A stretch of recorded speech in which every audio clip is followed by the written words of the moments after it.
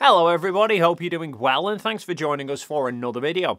Now, there is a line of questioning / argument that I'm regularly seeing from people regarding our recent trip to Antarctica that to some seems to be a sticking point that is stopping them from accepting that we actually went to Antarctica and filmed the 24-hour sun.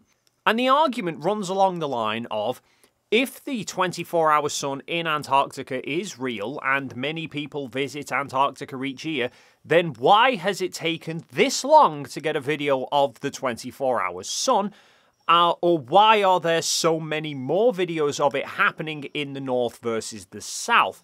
The only reason flat earthers have claimed there likely isn't a midnight sun in Antarctica is because there are countless clearly genuine videos of the phenomenon in the Arctic, and only a couple dubious, doctored ones claiming to show a 24-hour sun in the south. If this is such a common and easily filmed phenomenon, why has it taken this final experiment to finally get footage of it? So let's tackle the north versus south first. Now, in order to see a 24-hour sun, you have to travel beyond either the Arctic or Antarctic circles. Those circles are literally there to define the borderlines of where a 24-hour sun or 24-hour night are possible. If you look at where those circles lie on a map, you'll notice that the only thing within the Antarctic circle is Antarctica. And even then, not all of it actually fits within the Antarctic circle. Whereas the Arctic Circle includes large parts of Greenland, Scandinavia, Russia, Alaska, and Canada. And almost 90% of the world's population live in the Northern Hemisphere. So, if you want to go and experience a 24-hour sun, it is much cheaper and easier to travel to places within the Arctic Circle than it is to travel to Antarctica, as many people point out in the comments of my videos. It's much easier and cheaper to experience the 24-hour sun by going to the north than it is to the south, hence more people have experienced it in the north. But anybody who's been to places within the Antarctic Circle, such as Union Glacier, during the southern summer, of which many people have, all have experienced the 24-hour sun. So in response to people who think that we're the first to capture the 24-hour sun, we're not. The likes of Anthony Powell has several videos of the full 24-hour sun in Antarctica. Probably his best known ones are these where the camera is tracking around with the sun. On one of them, he's even put a watch positioned in the frame to show the passing of time, but these get dismissed by the flat earthers as fake. The one with the watch gets dismissed as fake because he's overlaid the words northeast, south, and west into the video to show which direction's which. And the other one is an edited version of the original that's been done with a cut in such a way that the start and end repeat so that it can form an endless loop. In reality, though, the original recording of that, which I'll show here, has no such repeat to it and actually runs for much longer than 24 hours. And he's even done, I think it's 2 separate 360-degree videos of the 24-hour sun, similar to what I published. Then there's also several videos from Robert Schwartz, which was taken at the South Pole.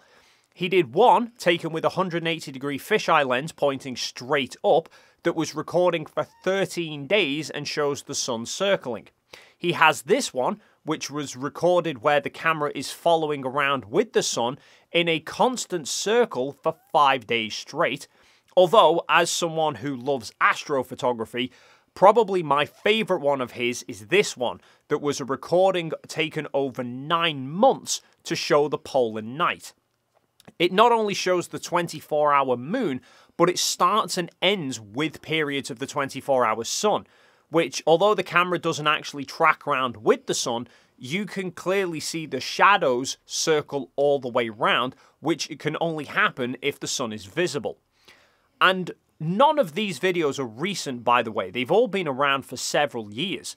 Flat earthers just by default go, that doesn't work on a flat earth, therefore they must be fake. But then if you're also thinking as to why are there so few captures of the 24-hour sun, bear in mind what is required in order to capture it. Pretty much everybody who goes to Antarctica these days has a camera with them. But typically, it's either on their phone or it's a regular point-and-shoot style camera. Now, to get a recording of the sun circling for a full 24 hours, you either need to have something that will allow the camera to move around with the sun, either some sort of motorized mount or you physically staying up for 24 hours and moving the camera yourself, or you need something like a 360-degree camera.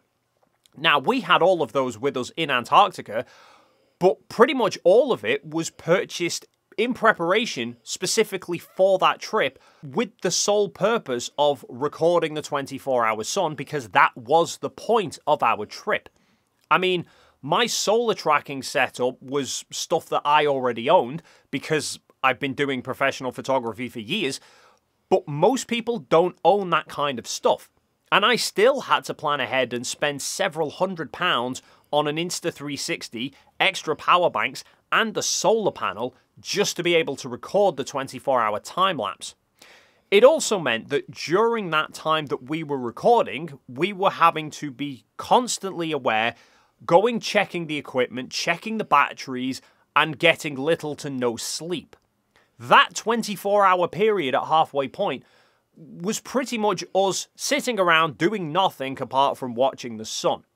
Now, nobody else is going to lay out $40,000 to travel to Antarctica just to sit there and watch the sun for 24 hours.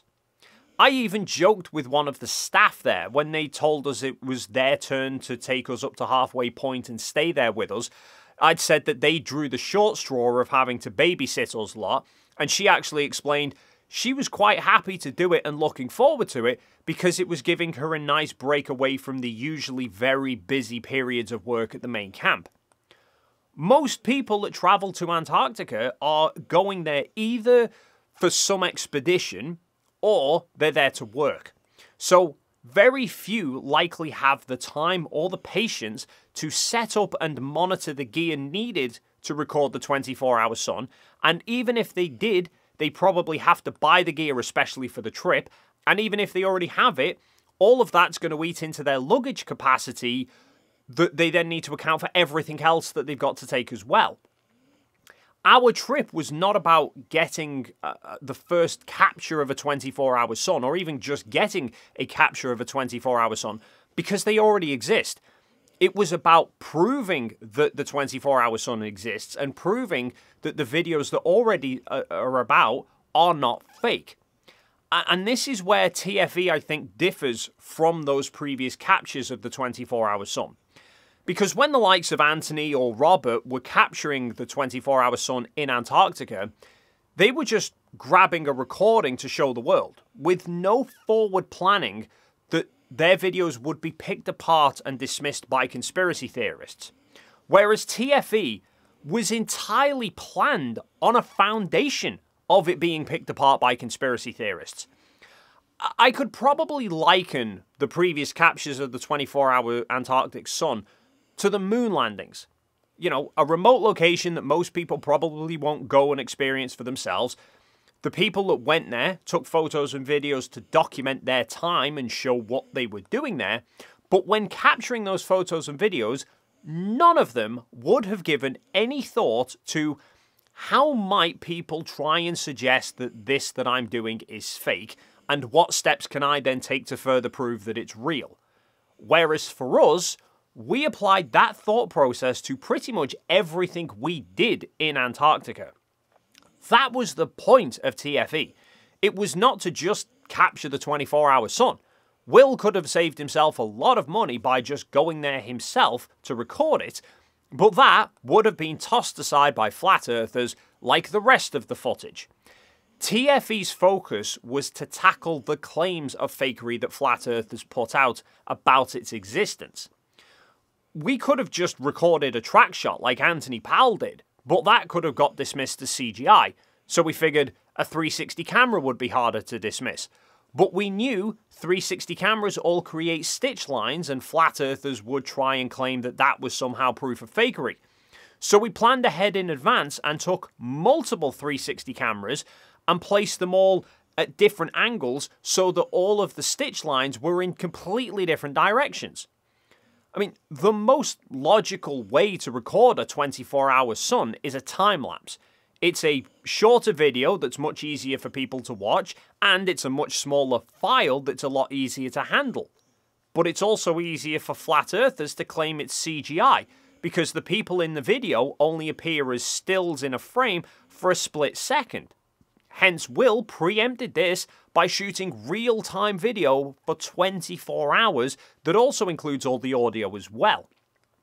And over here are the two 360 cameras that Will himself set up, and he's had these recording non-stop video footage for what is now, I'm hoping you'll be able to see the screen there, but in case you can't, the number at the bottom says 23 hours and 42 minutes.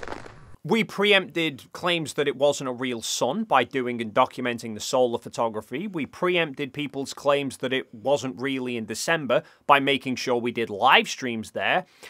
I think the best example to show this mindset of how we approached the whole experience was the live stream that we did, or Will did, in response to the green screen claims.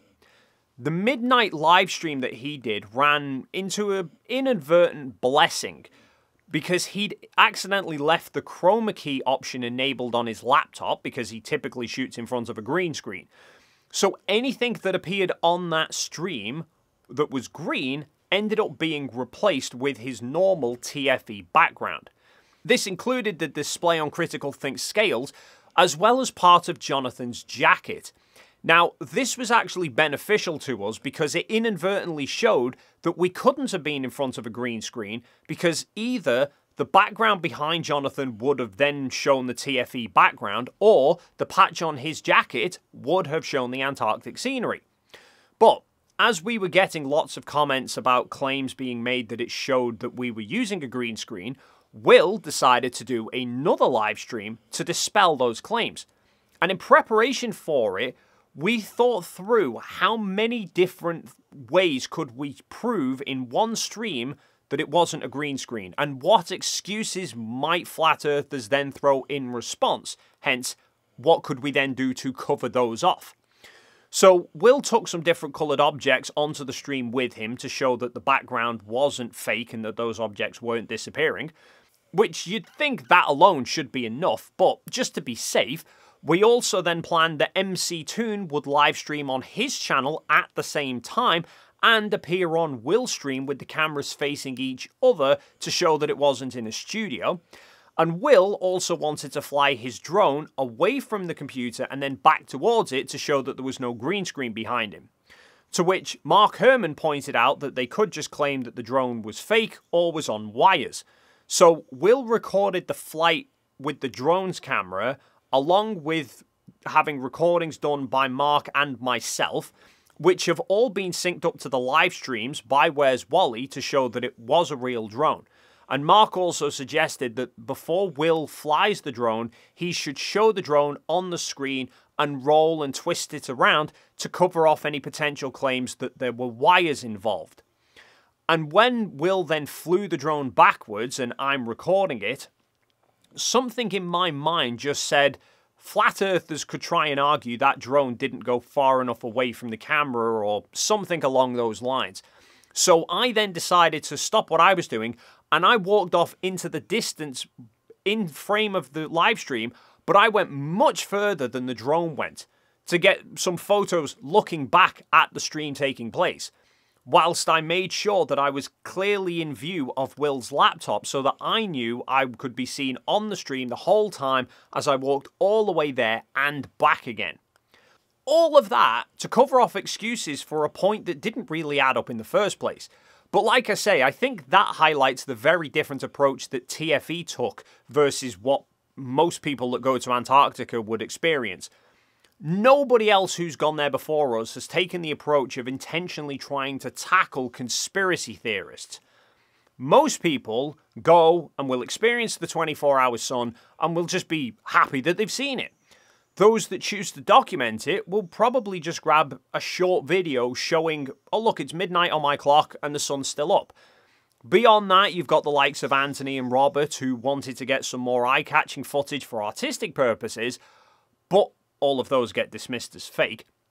But none of those people are doing it with any consideration that it's going to be used in arguments about what shape the globe is, or that they wouldn't even care anyway. We were probably the first people to go there with the clear intention of not only documenting it, but also to try and tackle claims of fakery by conspiracy theorists. That's why it's also important that flat earthers were directly involved. You know, we could have just had Will, Toon, Critical Thinker, myself go there and just record everything and then publish it when we got back. That would have got dismissed by flat earthers in a heartbeat. The fact that Jaren, Austin, Lisbeth and Jonathan were all there, not only to see it for themselves, but to bear witness and hold us accountable, makes it much harder for flat earthers to dismiss. Hence why you now see this divide between flat earthers who want nothing to do with the flat earthers that went and think they were just plants and that the 24-hour sun is still fake, versus flat earthers who know and trust the people that were involved and accept that they witnessed the 24-hour sun and are now trying to figure out how do they explain that on a flat earth. And of course, the live streams also added a lot of weight to the evidence as well, because having numerous live streams that people back home were engaging with, sending us super chats of recent sports scores and news events, proves that it wasn't all just pre-recorded, as well as then having those live streams clearly visible on the real-time 360 video recordings. So, hopefully that's cleared all that up. As always, feel free to leave your thoughts in the comments down below. If you enjoyed this video and you haven't already done so, then please consider hitting the like and subscribe buttons, and hopefully we'll see you in the next video.